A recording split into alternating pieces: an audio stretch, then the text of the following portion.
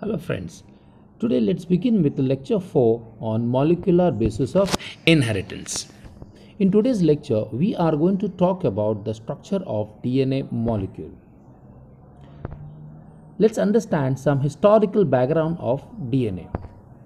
Nucleic acids were first isolated by Frederick Miescher from the pus cells. He also named nuclein. Fischer discovered the presence of purines and pyrimidines. Chargaff found that purines and pyrimidine content was equal. Wilkins and Franklin got a very fine X-ray photograph of DNA molecule. Watson and Crick worked out the first correct double helix model from DNA photograph of Wilkins and Franklin's and awarded Nobel Prize also. Structure of DNA. DNA is mainly made by three components: sugar, phosphates, and the nitrogen bases. Let's talk about each of that structure. Sugar. This is a molecule of pentose sugar.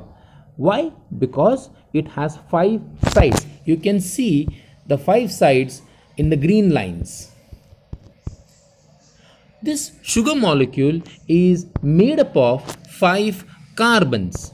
1, look carefully, here it is 1.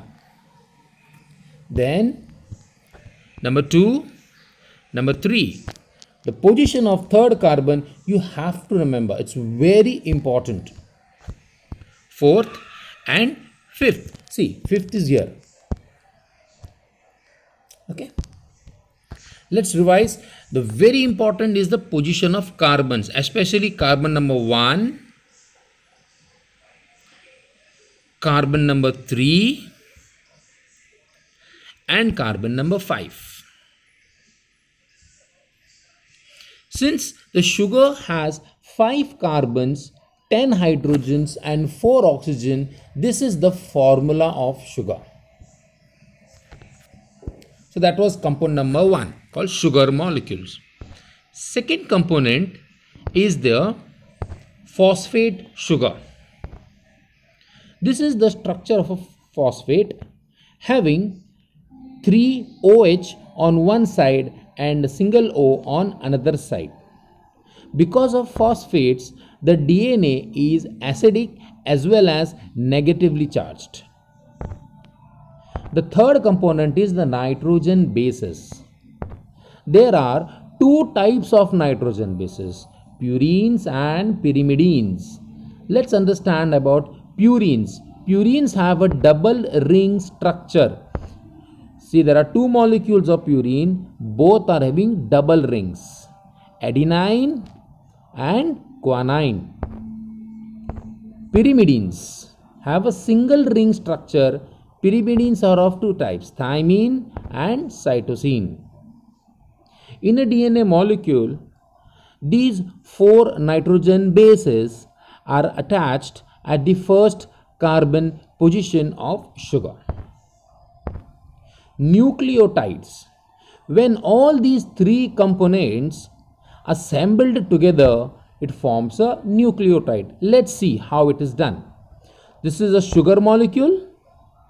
At the first carbon, nitrogen base is attached. There is a bond between first carbon and nitrogen base, that is glycosidic bond. This is important for you to remember about the glycosidic bond. Then there is second carbon, third carbon, fourth carbon, and at fifth carbon, phosphates are attached. Between phosphates and the carbon, there is a phosphodiester bond. So these 3 components, that is sugar, nitrogen base and phosphate, collectively called as a nucleotide. Sugar, nitrogen base and phosphates. This sentence is very, very important. In a DNA, many nucleotides, when they are assembled together, then it forms a proper DNA structure. So addition of new nucleotides. You remember, this is a nucleotide molecule having a third carbon at this position with a functional group called hydroxyl.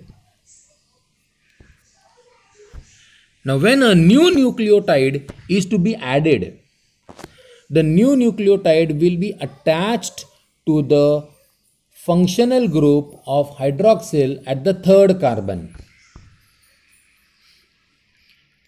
And that is done by phosphodiester bond.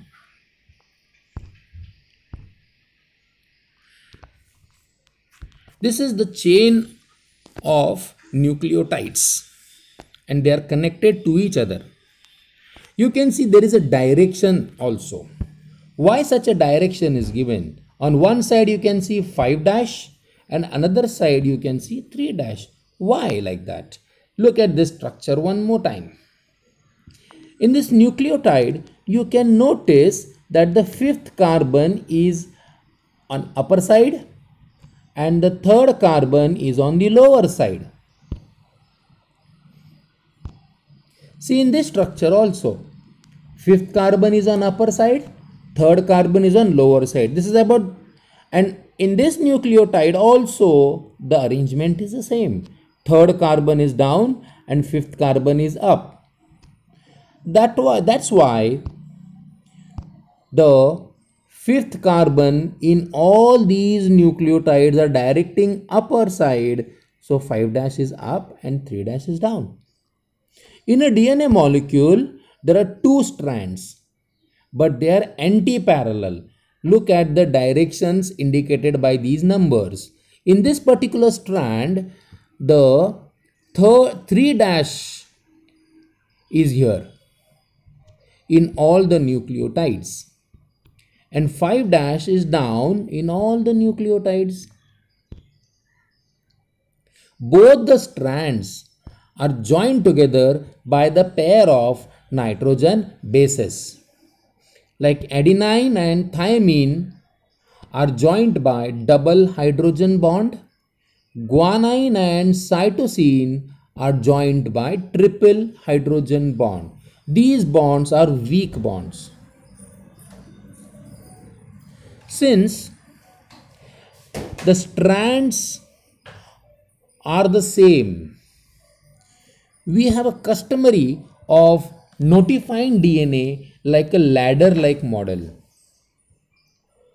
whereby the pair of nitrogen base appears like steps and the strands, okay, which strands? These strands, they appear like railings. In future, we are going to study the formation of RNA, synthesis of proteins. We are going to draw a structure like a ladder. Wilkins and Franklin's by X-ray crystallography discovered such a structure of DNA. This type of a DNA is called as a helical structure of the DNA.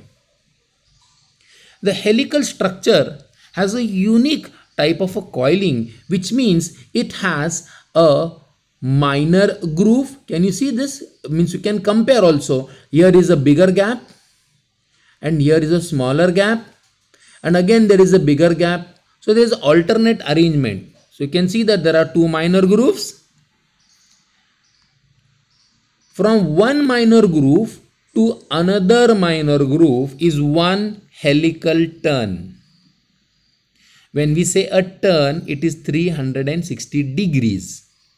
But when we open the turn of the DNA, the length of the DNA is 34 angstrom.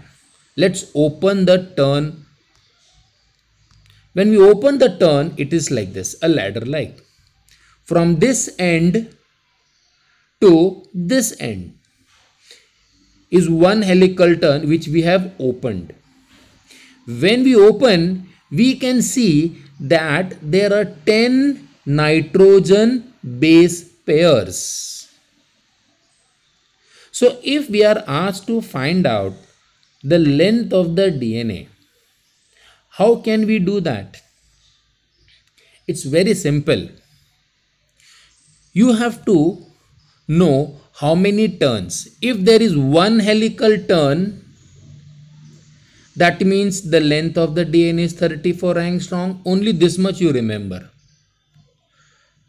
So in a 34 angstrom length, there are 10 base pairs. So we can do some mathematics. The distance between two nitrogen base pairs will be how much? What will you do? You will divide the length of helical turn by the number of base pairs. In this case, the length of this DNA is 34 angstrom. It will be divided by number of base pairs, that means 10 base pairs. So 34 divided by 10, we get an answer 3.4. The diameter of the DNA is 20 angstrom. Chargaff discovered that since DNA is having two anti-parallel strands, the number of purines are equal to number of pyrimidines. That means the ratio of purine and pyrimidine is the same. This is the structure of DNA molecule. Thank you.